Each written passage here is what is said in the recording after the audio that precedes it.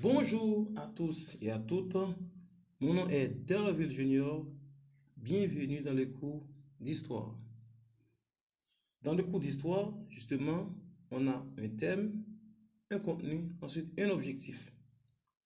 Le thème du cours, c'est donc bien les premiers outils et la maîtrise du feu au Paléolithique.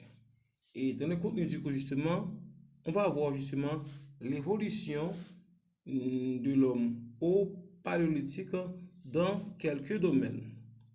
L'objectif du cours, c'est donc bien à la fin de la leçon, l'apprenant ou l'élève sera en mesure de, premièrement, d'indiquer le premier à fabriquer les outils, deuxièmement, nommer le premier outil en pierre, troisièmement, citer plusieurs outils du Paléolithique, quatrièmement, citer le premier homme qui maîtrise le feu.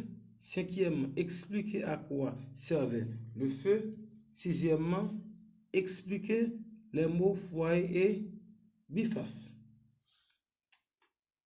Au début de la préhistoire, vous savez normalement, mes chers élèves, la préhistoire, c'est l'étude des premiers hommes au Paléolithique.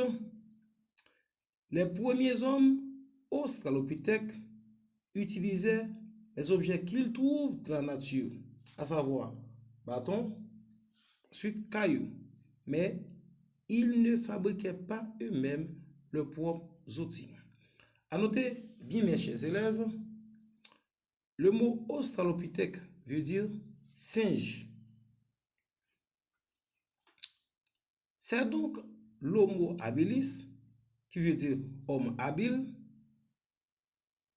le premier humain qui va fabriquer des outils en taillant des pierres. Il apprend aussi à transmettre cette technique aux autres. Les premiers outils fabriqués en pierre étaient simples. Ils étaient obtenus en cassant des pierres avec d'autres pierres. On les appelle galets aménagés. Petit à petit, les techniques pour tailler des pierres s'améliorent en utilisant d'autres matériaux, comme par exemple le bois et l'os. Ces pierres taillées s'appellent bifaces car elles étaient taillées sur les deux faces.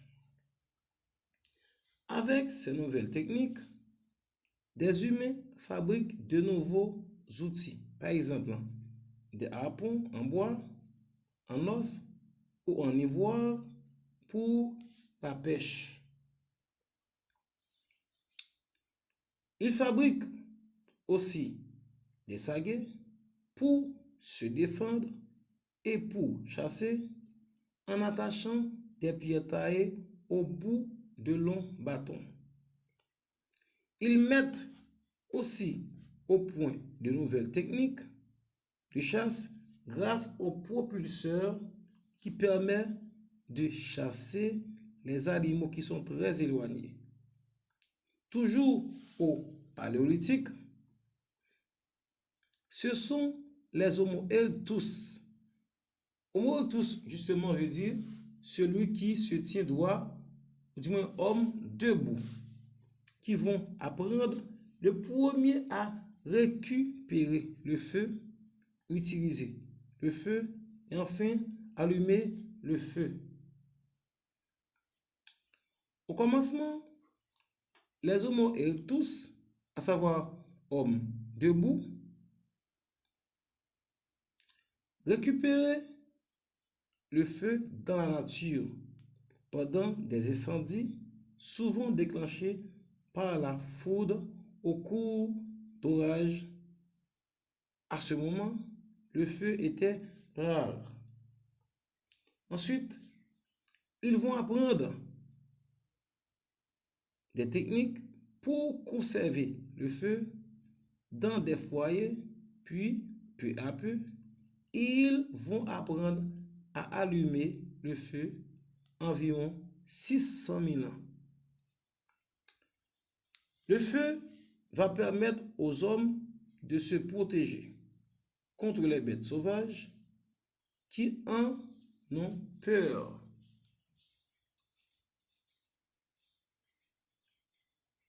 Avec le feu, ils vont commencer à faire cuire les aliments, notamment la viande, qui était consommée crue.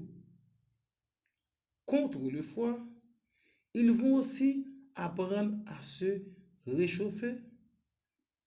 Le foyer devient le centre de la vie des campements des premiers hommes.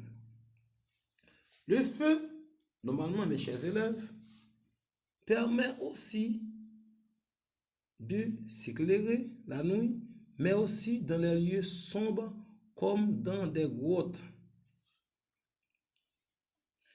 Les techniques pour allumer un feu s'améliorent tout le long du Paléolithique. Et vous savez, normalement, Paléolithique, mes chers élèves, c'est une époque où les hommes, justement, se servaient des pierres pour fabriquer des outils. Ces techniques se transmettent de génération en génération sur l'ensemble de la planète. Maintenant, on va passer à l'évaluation. L'évaluation, c'est juste pour voir si la leçon a été bien retenue, juste pour voir si la leçon a été bien assimilée. Maintenant, choisis la bonne réponse. 1 à 5. Numéro 1. Le premier homme qui a fabriqué des outils est petit a, Australopithèque, petit b, Homo erectus, petit c, Homo habilis. Quelle est la bonne réponse? La bonne réponse est donc, chers élèves, petit c, c'est donc bien Homo habilis. C'est bien le premier homme qui a fabriqué des outils. Numéro 2. Le premier outil en pierre s'appelle petit a, biface, petit b, le harpon, petit c, galet aménagé. Quelle est la bonne réponse, mes chers élèves? La bonne réponse est donc petit c, galet aménagé. C'est donc le premier outil en pierre, justement, que l'homme a fabriqué. Numéro 3. Comment appelle-t-on le premier homme qui maîtrise le feu? Petit a, Homo sapiens, petit b, Homo habilis, petit c, Homo erectus. Quelle est la bonne réponse? La bonne réponse est bien petit c, c'est donc Homo habilis, c'est bien le premier homme qui maîtrise le feu. La réponse est bien petit c, Homo erectus. Homo erectus, justement, c'est le premier homme qui maîtrise le feu. La réponse dans le numéro 3, c'est bien petit c, Homo erectus. Numéro 4. Homo habilis veut dire petit a, homme debout, petit b, singe, petit c, homme habile. Quelle est la bonne réponse? Je reprends. Homo habilis veut dire, on est dans le numéro 4. Homo habilis veut dire petit a, homme debout, petit b, singe, petit c, homme habile. Quelle est la bonne réponse? La bonne réponse est donc, mes chers élèves, petit c. C'est bien homo, c'est bien justement homme habile. Homo habile, justement, je dis homme habile. Petit c, c'est bien la bonne réponse. Bon, le dernier numéro pour terminer l'évaluation. Australopithèque veut dire petit a, homme sage, petit b, homme habile, petit c, singe. Quelle est la bonne réponse? La bonne réponse est donc, chers élèves, petit c, singe. Eh bien, chers élèves, c'est ici qu'on met un thème à ce cours et je vous donne rendez-vous.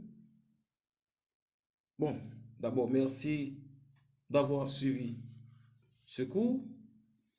Je vous donne rendez-vous pour un prochain cours. À bientôt.